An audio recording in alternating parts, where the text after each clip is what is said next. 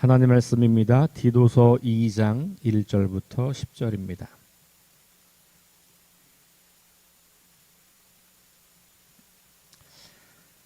디도서 2장 1절부터 10절 말씀까지 함께 말씀을 봉독합니다. 오직 너는 바른 교훈에 합당한 것을 말하여 늙은 남자로는 절제하며 경건하며 신중하며 믿음과 사랑과 인내함에 온전하고 늙은 여자로는 이와 같이 행실이 거룩하며 모함하지 말며 많은 술의 종이 되지 아니하며 선한 것을 가르치는 자들이 되고 그들로 젊은 여자들을 교훈하되 그 남편과 자녀를 사랑하며 신중하며 순전하며 집안일을 하며 선하며 자기 남편에게 복종하게 하라. 이는 하나님의 말씀이 비방을 받지 않게 하려 함이라. 너는 이와 같이 젊은 남자들을 신중하도록 권면하되 범사에 내 자신이 선한 일에 본을 보이며 교훈에 부패하지 아니함과 단정함과 책망할 것이 없는 바른 말을 하게 하라. 이는 대적자로 하여금 부끄러워 우리를 악하다 할 것이 없게 하려 함이라. 종들은 자기 상전들에게 범사에 순종하여 기쁘게 하고 거슬러 말하지 말며 훔치지 말고 오히려 모든 참된 신실성을 나타내게 하라. 이는 범사에 우리 구주 하나님의 교훈을 빛나게 하려 함이라. 아멘. 네, 디모데서 2장은 교회 공동체 혹은 가족 공동체 안에서 각각의 계층의 사람들이 어떻게 살아야 하는가에 관한 이야기를 잘 가르치라, 이렇게 이야기를 하는 거예요.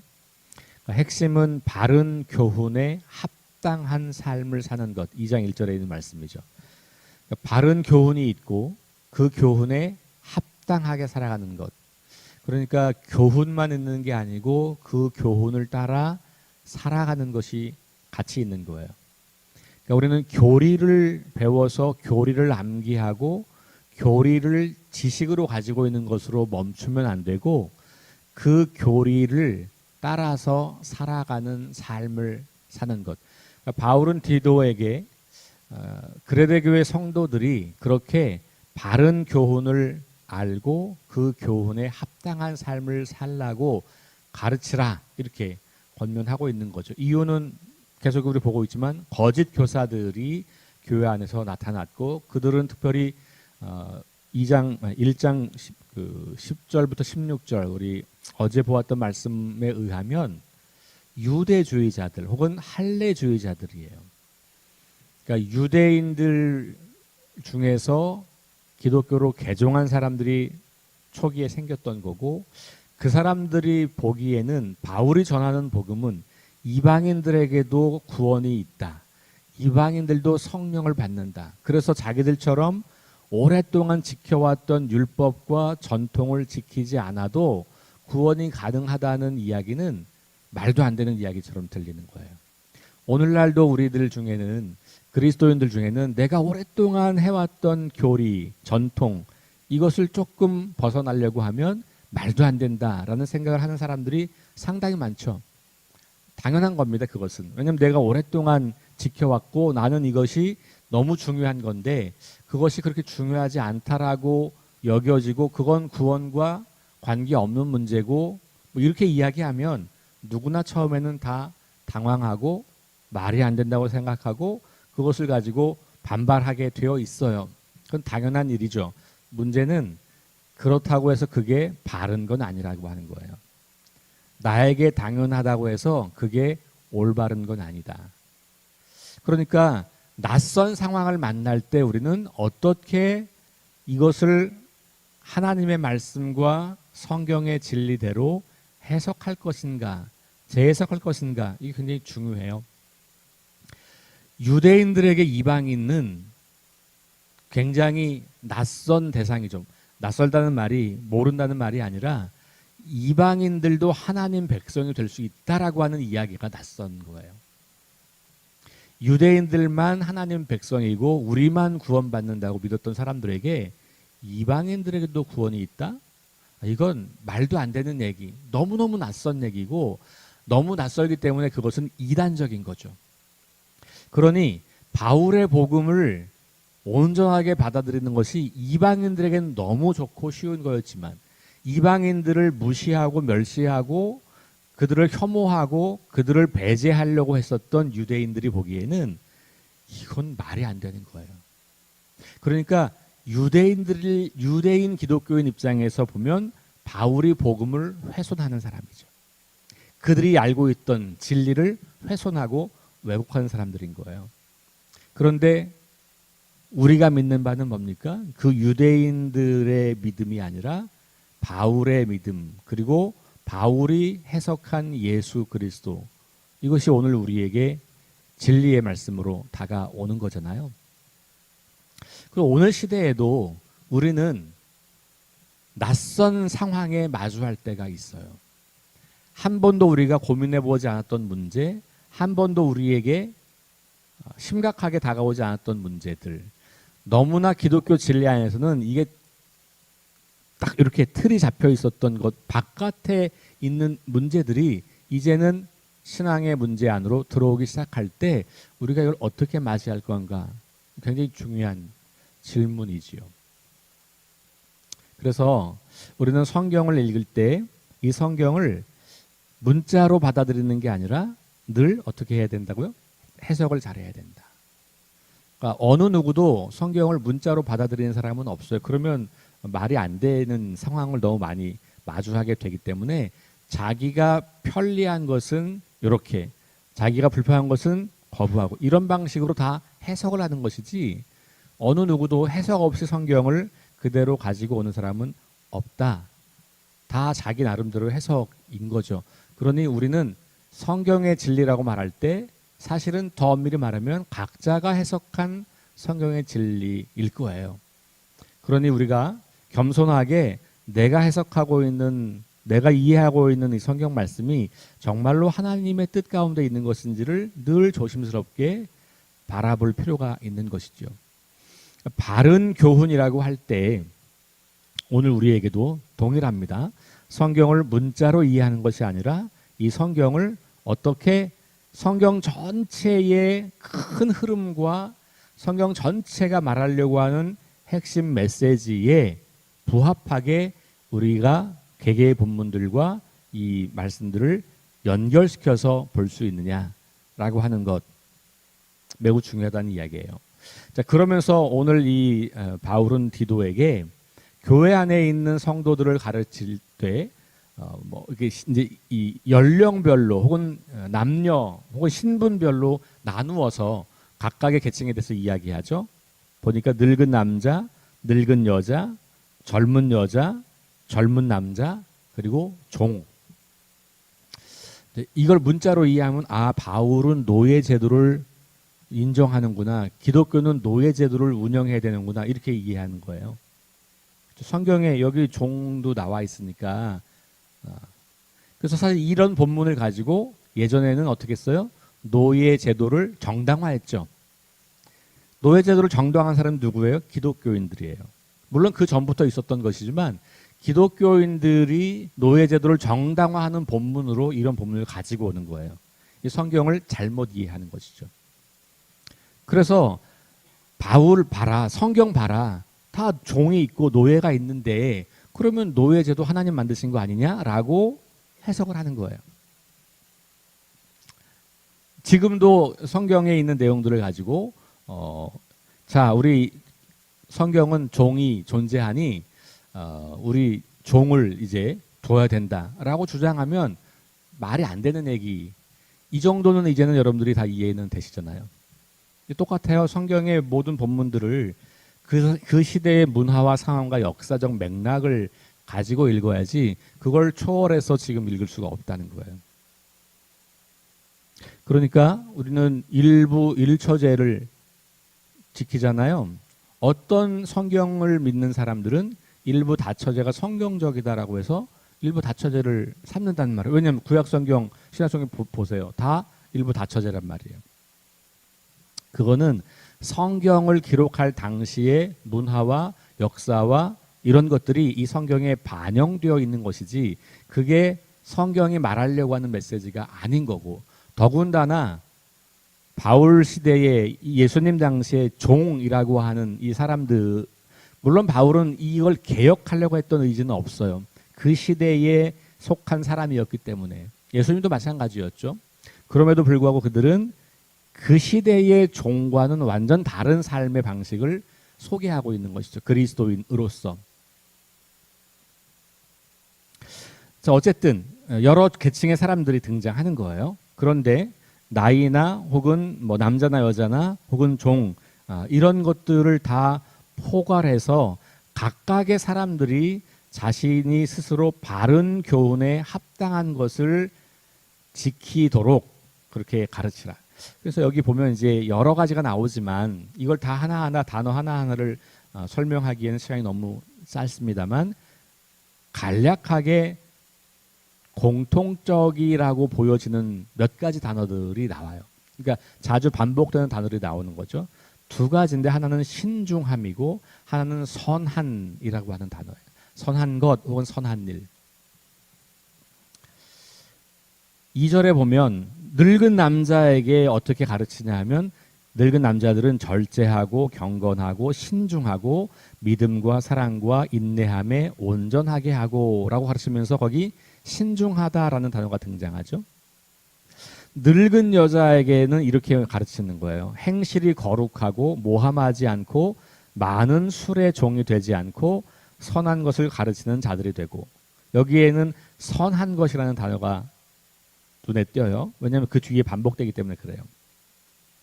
다른 것들이 중요하지 않다는 것이 아니고 오늘 본문 맥락에서 신중함과 선한 것은 또 뒤에 반복돼요.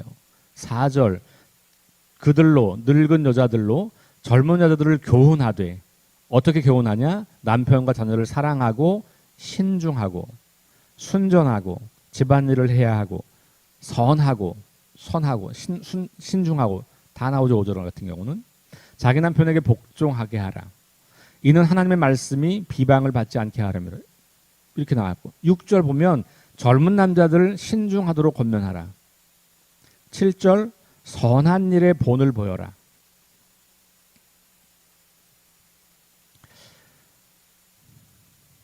8절, 9절, 10절로 넘어오면 종에 대한 이야기를 하면서 여기에는 이제 그 뒤에 심실성이라는 단어가 등장해요.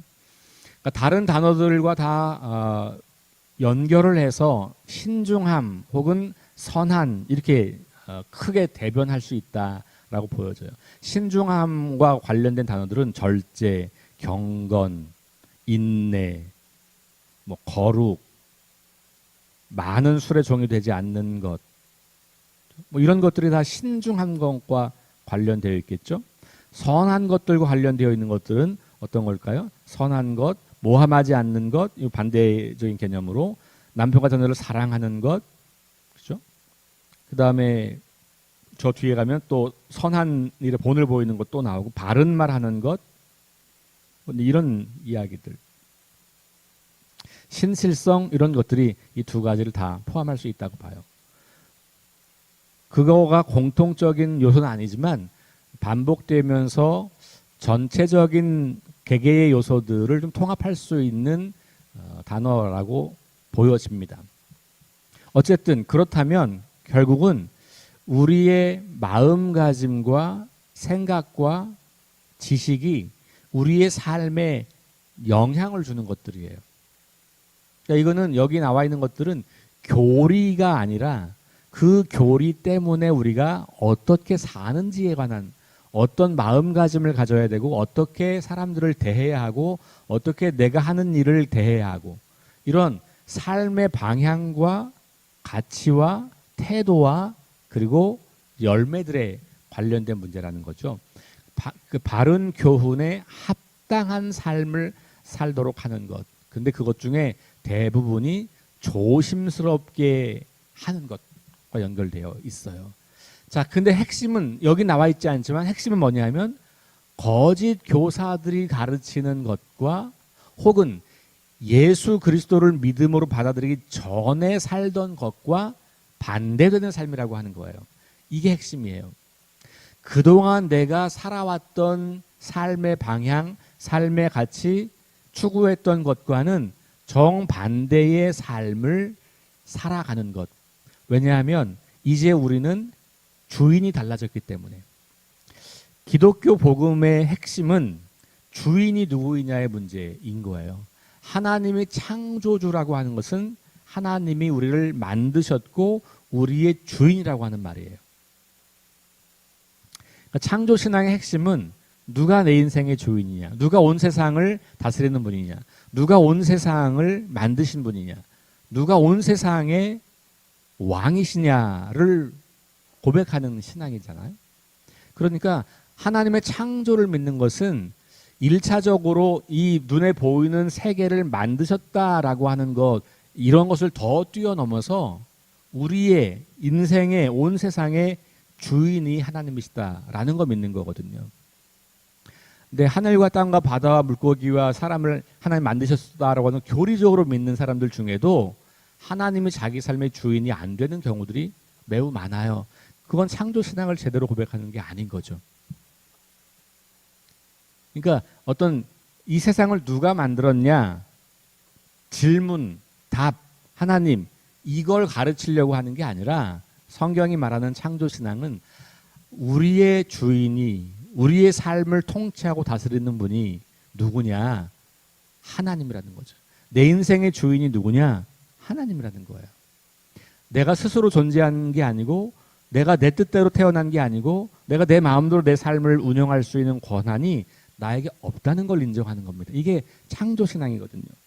그러면 그 신앙을 토대로 해서 우리가 그 신앙을 포기하고 그거 없이 살 때, 내가 주인 되어 살 때, 내 마음대로 할 때, 하고 싶은 대로 할 때, 내 안에 들어있는 내 욕망대로 할 때, 그때 우리가 살던 삶의 방식과 하나님을 내 삶의 주인으로 인정하고 고백하고 살 때의 삶이 다를 수밖에 없잖아요.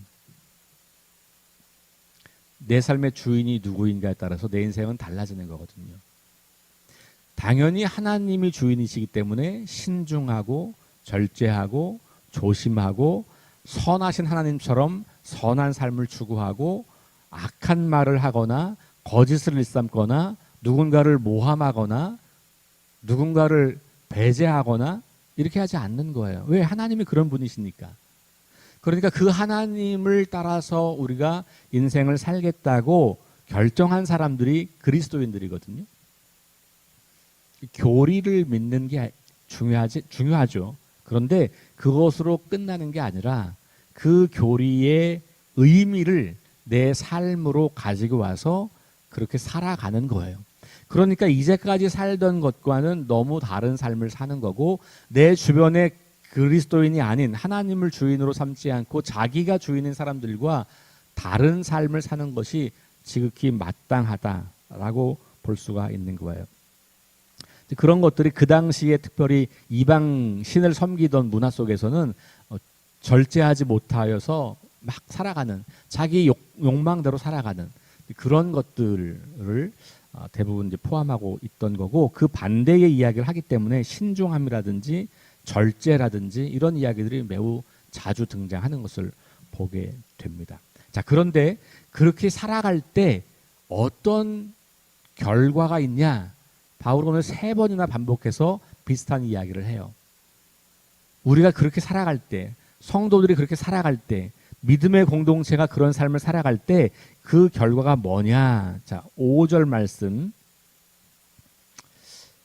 후반부, 이는, 그 다음부터 같이 읽어보겠습니다. 시작. 이는 하나님의 말씀이 비방을 받지 않게 하려 함이라. 자, 이런 식으로 이는 뭐뭐 하려 함이라가 3번 반복돼요. 5절, 8절, 10절 이렇게. 5절 방금 읽었던 거예요. 하나님 말씀이 비방을 당하지 않는다. 그러면 하나님 말씀대로 사는 사람들을 통해서 하나님 말씀이 비방당하지 않는다. 그러니까 바깥에 하나님을 믿지 않는 사람들에게 우리의 삶이 영향을 미친다는 거죠. 그래서 하나님의 말씀이나 하나님에 대해서 함부로 여겨지는 일이 없다는 거예요. 여러분 오늘날 우리 한국의 그리스도인들, 기독교인들이 세상으로부터 엄청난 비방을 당하고 있거든요. 비난을 당하고 있어요. 손가락질을 당해요. 우리가 믿고 있는 진리가 제대로 잘 전달이 안 되는 거죠. 영향력이 별로 없어요. 매우 부정적입니다. 여러분들이 상상하는 것 이상으로 부정적이에요. 우리는 교회 안에 있기 때문에 그걸 잘 몰라요.